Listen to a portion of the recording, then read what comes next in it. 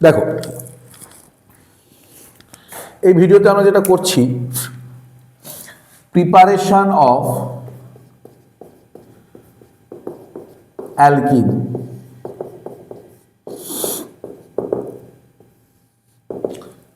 প্রথমে আমরা যে মেথডটা করব dehydration method. Dehydration method, dehydration মেথডটা কি? ধরো আমি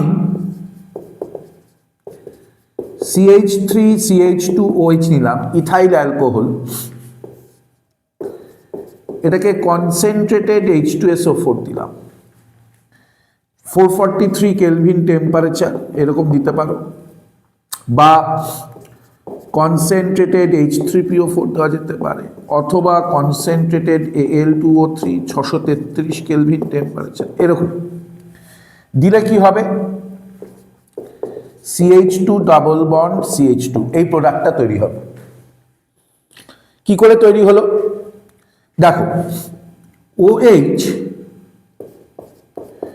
যে কার্বনের সঙ্গে যুক্ত সেই কার্বনটাকে বলা হয় আলফা, তার পাশের কার্বনকে কি বলা হয়? বিটা।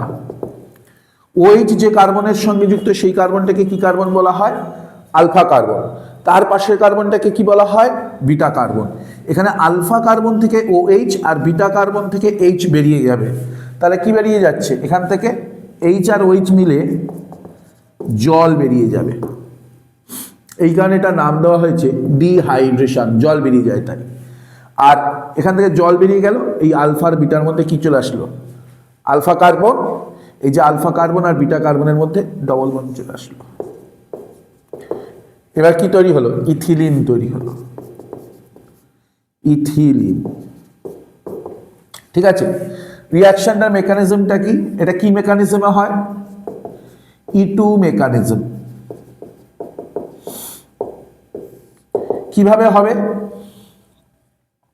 ধরো আমি করছি CH3CH2OH, প্রথমে H+ আসছে, সালফিউরিক অ্যাসিড বা H2SO4 এটা ভেঙে গিয়ে কি তৈরি করছে? H++ HSO4-। এবার CH3CH2OH প্লাস H+ যখন রিঅ্যাকশন করছে, প্রথমে কি হয়? এখানে প্রোটোনেশন অফ অ্যালকোহল হয়। প্রথম ধাপে কি হয়? প্রোটোনেশন অফ অ্যালকোহল। অর্থাৎ এই যে H+, তার কাছে তো কোনো ইলেকট্রন নেই, কিন্তু অক্সিজেনের কাছে দুটো লোন পেয়ার অফ ইলেকট্রন আছে। তখন অক্সিজেন কি করছে? তার লোন পেয়ারটা H+ কে দিচ্ছে। দিলে এই জায়গাটা কি তৈরি হচ্ছে? CH3CH2OH2+।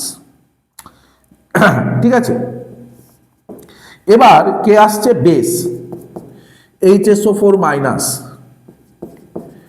শেষ এই কার্বনটা আলফা, এটা বিটা কার্বন নাম দেওয়া হলো।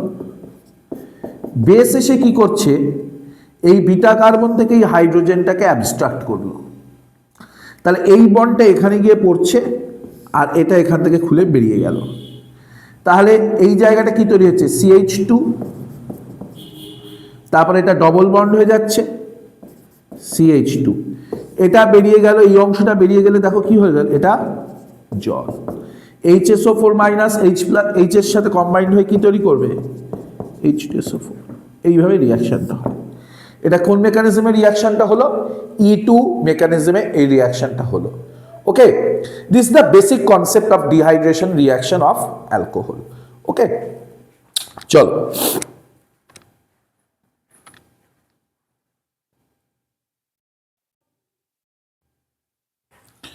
দেখো আমরা আরো কতগুলো ডিহাইড্রেশন রিঅ্যাকশন একটা এক্সাম্পল নিই। এখানে একটা দিয়েছে CH3CH2 CHOH CH2CH2 single bond CH3, ঠিক আছে।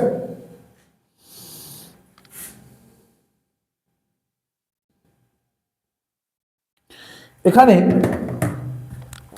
এর ডিহাইড্রেশন রিঅ্যাকশনের প্রোডাক্ট কি হবে, এটাকে যদি কনসেন্ট্রেটেড H2SO4 443 কেলভিন টেম্পারেচার হয়, ওকে। তো আমি কি করব, যে কার্বনের সাথে OH যুক্ত রয়েছে সেটা কি আলফা, তার পাশের কার্বন কি বিটা। দেখো এখানে দুটো বিটা কার্বন আছে, এদিকে একটা আছে এদিকেও একটা আছে। কোনটা বিটা, কোন বিটা কার্বন, ঠিক আছে। এবার এটা আনসিমেট্রিক্যাল অ্যালকোহল আছে, সুতরাং এই বিটা কার্বন থেকে হাইড্রোজেন বের করলে যে প্রোডাক্ট বেরোবে, এই বিটা কার্বন থেকে হাইড্রোজেন বের করলে কিন্তু আলাদা প্রোডাক্ট বেরোবে। এক্ষেত্রে আমি দুটো প্রোডাক্টই বের করব। ধরা যাক এখানে H নিলাম, এই বিটা কার্বন থেকে হাইড্রোজেনটাকে বের করছি, তাহলে এই হাইড্রোজেন আর এই OH মিলে কি হবে, জল হবে। এই আলফা আর এই বিটার মধ্যে কি বন্ড আসছে, ডবল বন্ড। তাহলে এই আলফা আর এই বিটাটাকে আগে লেখো, এই CH ডবল বন্ড CH, এই আলফার বিটা লিখে দিলাম। এবার দেখো তো এই বিটা কার্বনের সাথে এদিকে কে যুক্ত রয়েছে, মিথাইল, লিখে দাও। এই আলফা কার্বনের সাথে এদিকে কে যুক্ত রয়েছে, এটা লিখে দাও, প্লাস যদি এই বিটা কার্বন থেকে হাইড্রোজেনটা বের করতাম তাহলে কি হতো, সেই এই H আর OH মিলে জল, এই আলফার এই বিটার মধ্যে ডবল বন্ড, তাহলে এই আলফার বিটার ডবল বন্ডটাকে লিখে দিলাম CH ডবল বন্ড CH, এই আলফা এই বিটা। এই আলফার সাথে কে যুক্ত রয়েছে, এটা এই অংশটা CH2CH3, আর এদিকে এই বিটার সঙ্গে কে যুক্ত রয়েছে, CH2CH3। তা এই রিঅ্যাকশনটায় কটা প্রোডাক্ট তৈরি হলো, দুটো প্রোডাক্ট তৈরি হয়েছে। প্রশ্ন হচ্ছে এই দুটো প্রোডাক্ট কি একই অ্যামাউন্টে তৈরি হবে, আমাদের উত্তর হচ্ছে না। কোনটা বেশি পরিমাণে তৈরি হবে দেখতে হবে। এখানে দেখো তো এবার এই যে ডবল বন্ডেড কার্বন, তার পাশে এইটা sp3 হাইব্রিডাইজড কার্বন, এটাও sp3 হাইব্রিডাইজড কার্বন, তাহলে এইটা একটা আলফা কার্বন, এটা একটা আলফা কার্বন, এই ডবল বন্ডের রেসপেক্টে কিন্তু এই ডবল। এবার এই আলফা বিটা মুছে দিলাম, এই আলফা বিটা লাগবে না, এই ডবল। এবার হাইপার কনজুগেশন কনসেপ্টে আসছি। এই ডবল বন্ডেড কার্বন দুটোর, এটা sp2 এটা sp2, ডবল বন্ডেড কার্বনের পাশের sp3 হাইব্রিডাইজড কার্বন কি হয়, আলফা, হাইপার কনজুগেশন। তাহলে এখানে আলফা হাইড্রোজেন কটা আসছে, 5টা, তার মানে হাইপার কনজুগেশন স্ট্রাকচার কটা, 5টা। এখানে দেখো এই একটা, এই আলফা বিটা মুছে দাও। এবার এইখানে এই একটা sp3, এই একটা sp3, এই একটা আলফা কার্বন, এইটা একটা আলফা কার্বন, তাহলে এখানে আলফা হাইড্রোজেন কটা আসছে, 4টে। তাহলে হাইপার কনজুগেশন স্ট্রাকচার কটা আসছে, 4টে। কোনটার হাইপার কনজুগেশন স্ট্রাকচারের সংখ্যা বেশি, এ, তাহলে এটা কি হবে, মোর স্টেবল। তাহলে এইটা বেশি পরিমাণে তৈরি হবে, মেজর। এই প্রোডাক্টটা কি হবে, মাইনর। ওকে, এই একটা প্রোডাক্ট কি হবে, মেজর, আর একটা কি তৈরি হবে, এখানে মাইনর প্রোডাক্ট তৈরি হবে। ঠিক আছে, কি করে মেজর মাইনর গুনলাম, যে হাইপার কনজুগেশনের কনসেপ্ট থেকে। এটার হাইপার কনজুগেশন স্ট্রাকচারের সংখ্যা আসবে কত, 5, ফলে এটা স্টেবিলিটি বেশি। এটার হাইপার কনজুগেশন স্ট্রাকচারের সংখ্যা আসছে 4, এটার তুলনামূলক স্টেবিলিটি একটু কম, ফলে এটা একটু বেশি তৈরি হবে, এটা একটু কম তৈরি হবে। আমি এর আগের একটা ভিডিওতে বলেছিলাম, যদি কোনো রিঅ্যাকশনের ফলে মোর দ্যান ওয়ান প্রোডাক্ট তৈরি হয় এবং তার মধ্যে একটা প্রোডাক্ট বাকিদের থেকে অনেক বেশি পরিমাণে তৈরি হয়, বা যেটা সব থেকে বেশি পরিমাণে তৈরি হয়, সেটাকে বলা হয় মেজর প্রোডাক্ট, বাকিগুলো মাইনর প্রোডাক্ট। ঠিক কিনা, বেশ। নেক্সট, এটা মুছে দিই।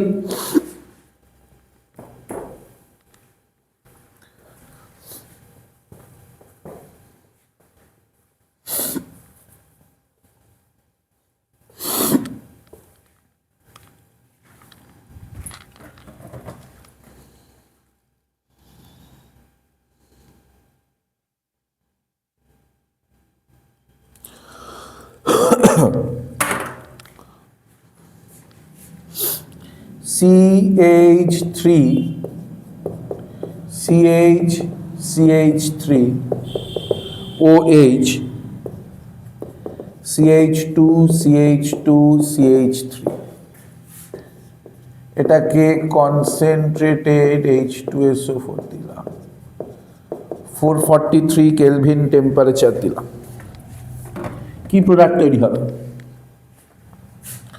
দেখো, এইটা আলফা কার্বন, এটা বিটা কার্বন, এইটা একটা বিটা কার্বন, এই একটা বিটা, কিন্তু এই দুটো বিটা কার্বন সেম, কারণ এই বিটা কার্বনটাও মিথাইল, এই বিটা কার্বনটাও মিথাইল, এটা 1 ডিগ্রি, এটা 1 ডিগ্রি।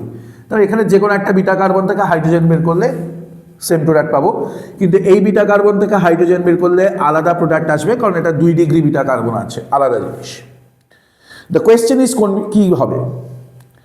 আমরা বলছি এক্ষেত্রে এই রকমের গল্পের ক্ষেত্রে কোনো এলিমিনেশন রিয়াকশনের ফলে আমরা 2 টাইপের প্রোডাক্ট পাই। একটাকে বলা হয় সেটজেফ প্রোডাক্ট, আর একটাকে বলা হয় হফম্যান প্রোডাক্ট। যেটা সেটজেফ প্রোডাক্ট সেটা হয় মেজর,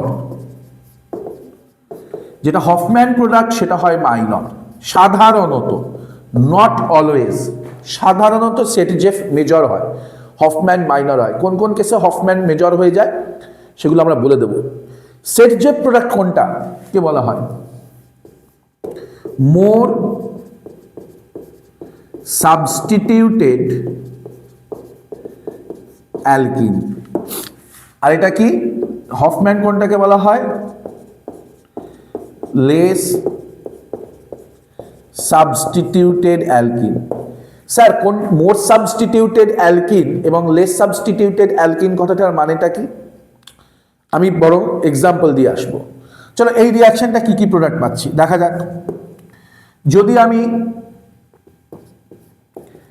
এই বিটা কার্বন থেকে হাইড্রোজেন আর এই OH বেরোয়, এই আলফা আর বিটার মধ্যে ডবল বন্ড,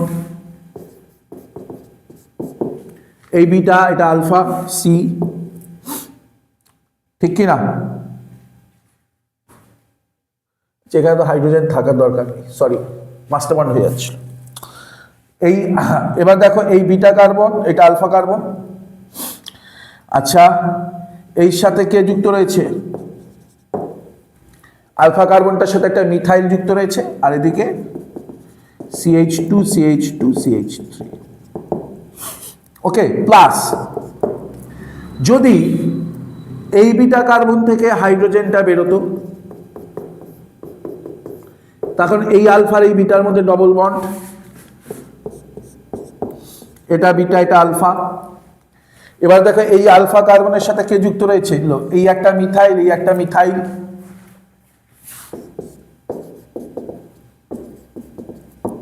আর এই বিটা কার্বনের সঙ্গে কে যুক্ত রয়েছে? এই একটা ইথাইল এবং একটি হাইড্রোজেন। এবার তোমাকে দেখতে হবে এর মধ্যে কোনটা সেটজেফ কোনটা হফম্যান। কি করে বুঝবে? দেখতে হবে কোনটা মোর সাবস্টিটিউটেড অ্যালকিন। এই মোর সাবস্টিটিউটেড অ্যালকিন মানে কি? হাইড্রোজেন কম, অ্যালকিল গ্রুপের সংখ্যা বেশি। কোথায়?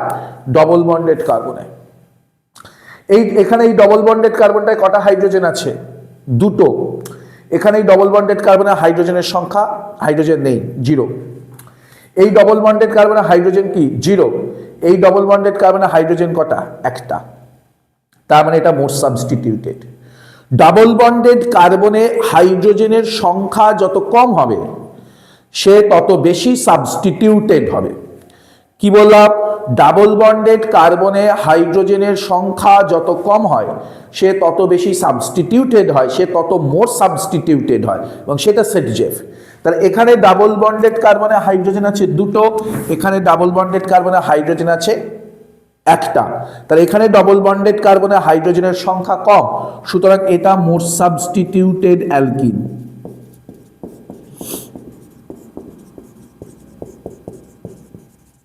তাহলে এটা কি হবে? সেটজেফ প্রোডাক্ট।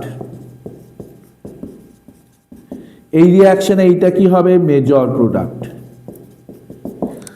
আর এটা তাহলে কি আসছে? Less substituted alkyne.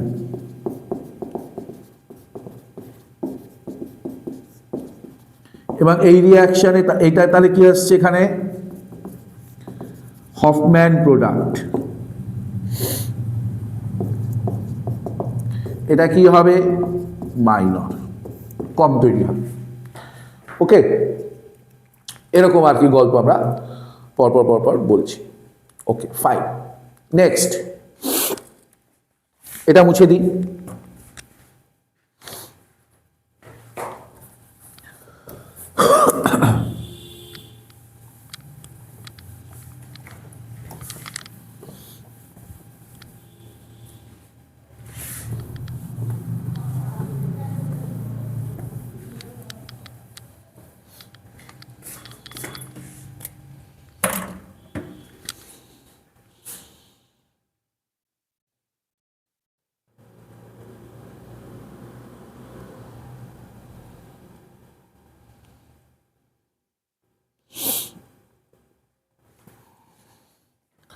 ধরো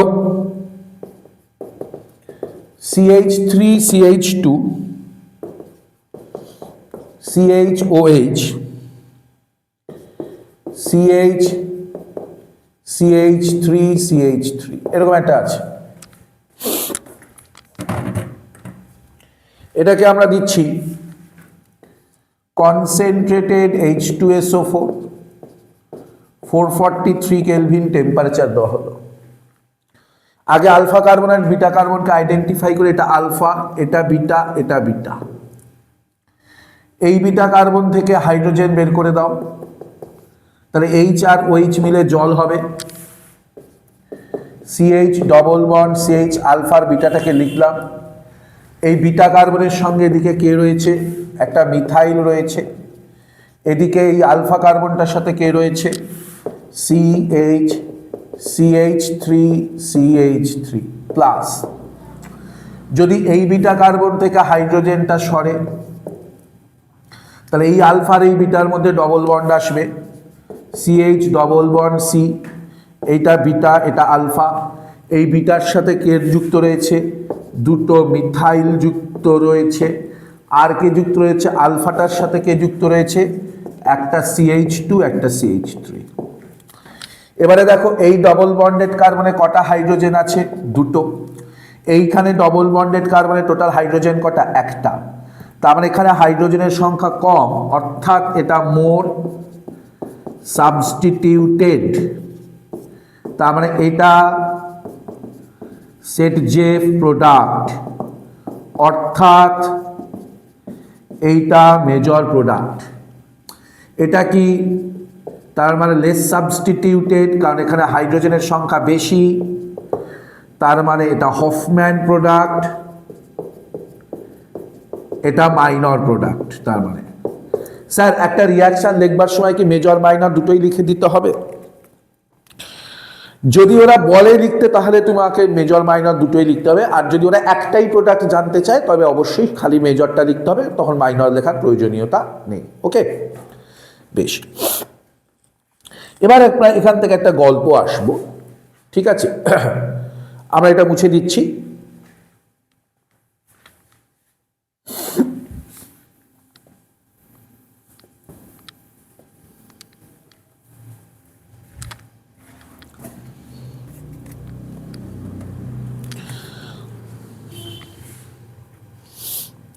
is of dehydration of alcohols.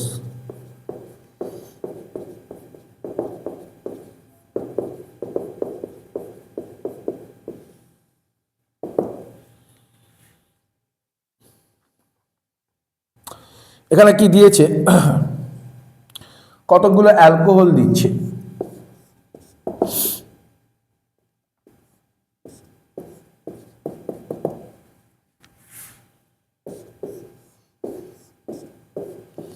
এবার একটা প্রশ্ন থাকে,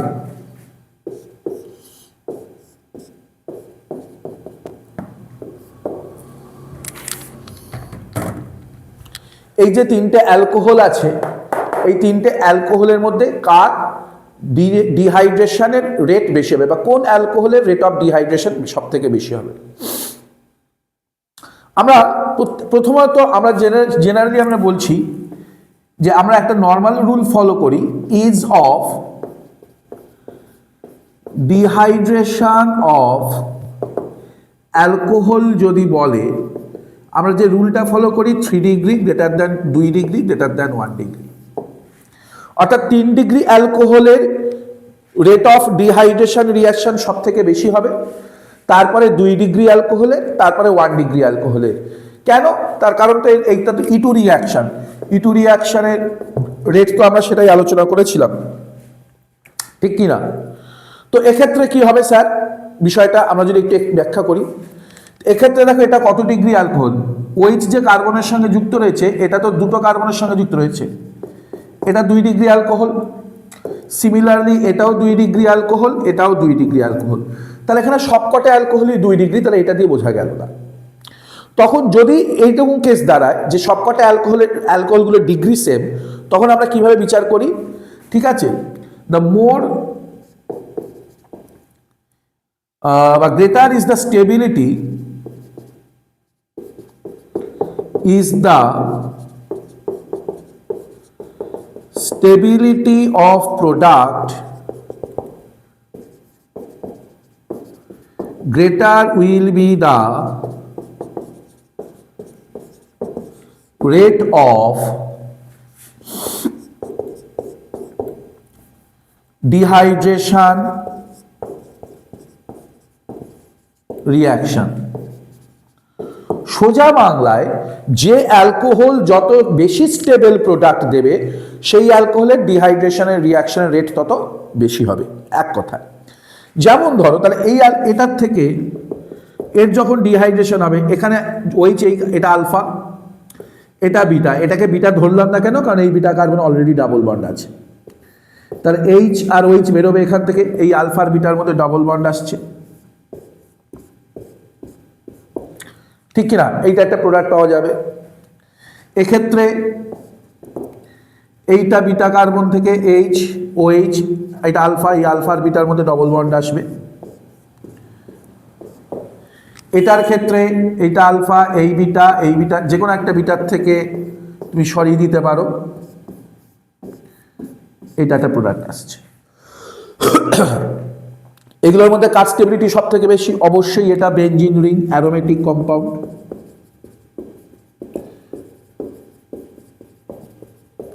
অর্থাৎ এটা মোস্ট স্টেবল। এদের দুজনের মধ্যে কার স্টেবিলিটি বেশি? এইটা, কারণ এটা কনজুগেটেড। তাহলে বাঁ দিক থেকে যত ডান দিকে আসছি স্টেবিলিটি ডিক্রিজেস, তাহলে এর সব থেকে বেশি স্টেবল প্রোডাক্ট দেয়, তাহলে এর ডিহাইড্রেশন রিয়াকশন রেট কি হবে? সব থেকে বেশি। আর সে এর সব থেকে আনস্টেবল প্রোডাক্ট দেয়, তাহলে এর ডিহাইড্রেশন রিয়াকশন রেট কি হবে? সব থেকে কম। তাহলে অ্যান্সারটা কি আসছে? রেট অফ ডিহাইড্রেশন রিয়াকশন, এরকম ভাবে।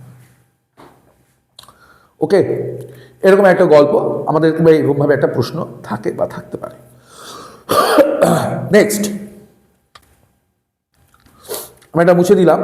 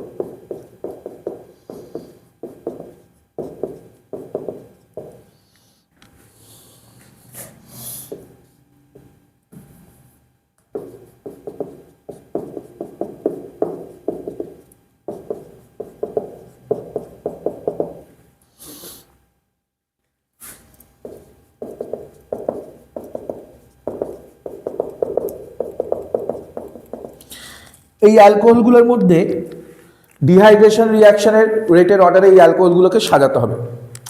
তো প্রথমে আগে আমরা ডিগ্রি চেক করে নেব। এটা কত ডিগ্রি অ্যালকোহল? 3 ডিগ্রি। এটা কত ডিগ্রি অ্যালকোহল? 2 ডিগ্রি। এটা কত ডিগ্রি অ্যালকোহল? 1 ডিগ্রি।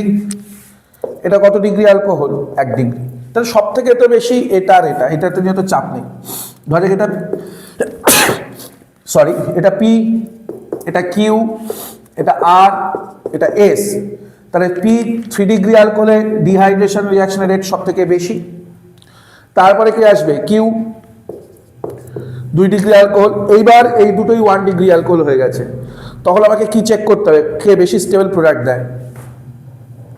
তাহলে এটার ক্ষেত্রে দেখো তো চেক করি, CH2OH, এটা আলফা কার্বন, এটা beta carbon, H R OH বেরিয়ে গেল, CH3CCH3 ডবল বন্ড CH2, এটা আলফা, এটা বিটা। এখান থেকে এই আলফা কার্বন থেকে OH বাদ দাও, তাহলে কি বলে থাকছে? আর এই বিটা কার্বন থেকে একটা H বাদ দাও, এইচ আর ওইচ বেরিয়ে গেল, CH3CH2CH ডাবল বন্ড CH2। এখানে দেখো তো, এইখানে আলফা, এই ডবল বন্ডের রেসপেক্টে এই একটা আলফা, এই একটা আলফা। এখানে হাইপার কনজুগেশন স্ট্রাকচার কটা পাবে? 6টা। আর এইখানে এই ডবল বন্ডের রেসপেক্টে এইটা alpha carbon, hyperconjugation structure কটা পাবে? 2টো। তাহলে এ বেশি স্টেবল অ্যালকিন দেবে, তাই তো? তাহলে এই অ্যালকোহলটার ডিহাইড্রেশনের রেট বেশি। তাহলে অ্যান্সার কি হবে? P greater than Q greater than R greater than S. Okay, এটা হচ্ছে ডিহাইড্রেশন অফ অ্যালকোহল সংক্রান্ত কথাগুলো আমরা একটু বলে দিলাম। তো মাথায় রাখবে, অ্যালকোহলের ডিহাইড্রেশন কিন্তু এখানেই শেষ না।